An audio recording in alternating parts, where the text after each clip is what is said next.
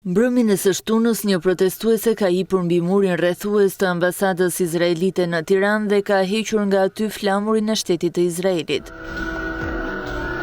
Një veprim i dënueshëm ky nga autoritetet shqiptare. Reagimi i parë erdhi nga Ministria për Evropën dhe Punët e Jashtme, e cila e dënoi ashpër ngjarjen përmes një deklarate zyrtare. Ky akt i turpshëm bie ndesh me traditën e gjatë shqiptare të mikpritjes, harmonisë dhe respektit për tjetrin, vlera që kanë karakterizuar shoqërinë tonë për breza me radhë. Ato nuk përfaqësojnë as Shqipërinë, as popullin shqiptar, përfaqësojnë vetëm ata që kërkojnë të provokojnë, të përçajnë dhe të përhapin urrëtie, duke shpërdoruar dhe keq përdorur në mënyrë të qëllimshme të drejtat dhe liritë. Për ngjarjen reagoi dhe zëvendës kryeministri Albana Koçiu, e cila publikoi pamje nga incidenti në rrjetet sociale. Ajo e cilësoi heqjen e flamurit si një akt të papranueshëm provokimi, që cënon normat bazë të respektit ndaj përfaqësive diplomatike dhe mbie ndesh me frymën e Konventës së Vjenës.